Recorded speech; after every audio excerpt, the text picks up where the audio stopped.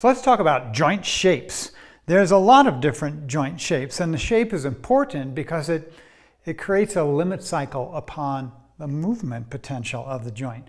Given its shape, it can only do this or that, or maybe this and that. And that's why joint shapes are interesting to us, especially when we're movement people. What's limiting the movement? Is it the joint shape? Maybe.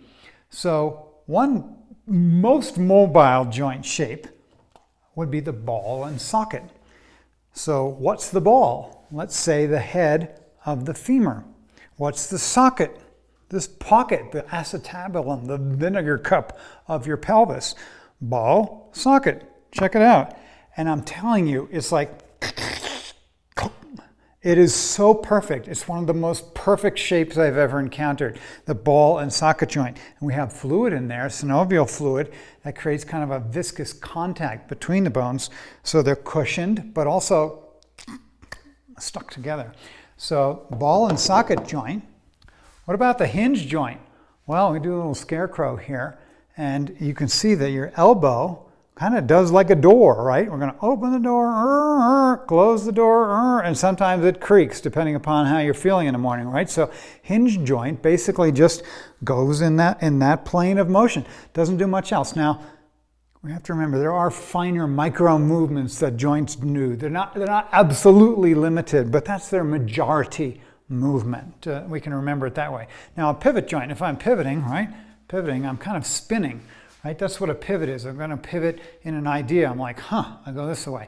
Right? So a pivot joint, we have as an example, actually kind of the upper bones of your vertebral column. We have one that has a pointy bit and one that's kind of circular, and they spin on each other. Right? The first and second vertebrae.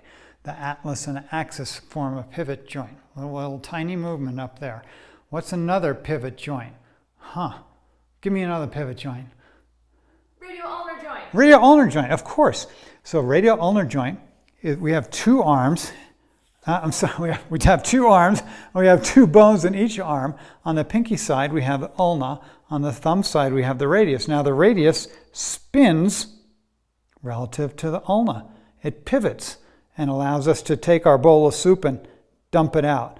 So supination depends upon the pivoting of the radial ulnar joint. So plantar joints.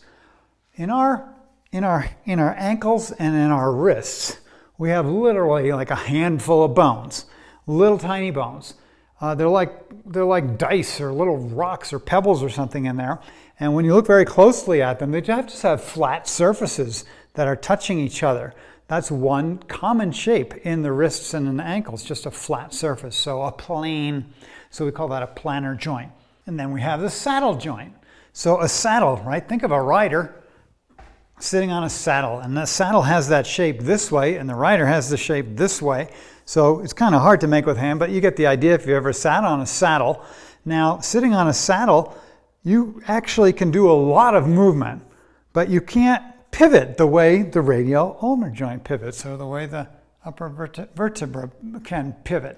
So our saddle joint, here's an example. At the base of your thumb, you can do that, and you can do that, and so you can kind of spin your thumb, but you can't spin the bone on the thumb. So saddle joint. Another saddle joint is right here where your collarbone meets your sternum. So right here we have a saddle joint. It can do all kinds of things, but it doesn't spin there, does it? So saddle joints, and then condyloid. Now a condyle is basically the word for knuckle. So oid means like or as, so this is kind of like a knuckle joint. And the base of your fingers, right, there's your knuckles, right? So the base of your fingers can do this, and you can do this. You can do a lot of movement with those joints. And they're basically just like an oval or an ellipsoid shape like this that allows for these different movements like so, but again, they don't spin either like the pivoting joints. So we have the capacity to do the hinging, right? And we can do this and spread them apart. So there's a lot of movements there in the condyloid joint, except for pivoting. Okay, now if you play with it real closely, you can do just about anything with any joint. So micro movements are a different kind of category of joint movement than the majority or macro movement of the joint that it prefers based on its majority shape.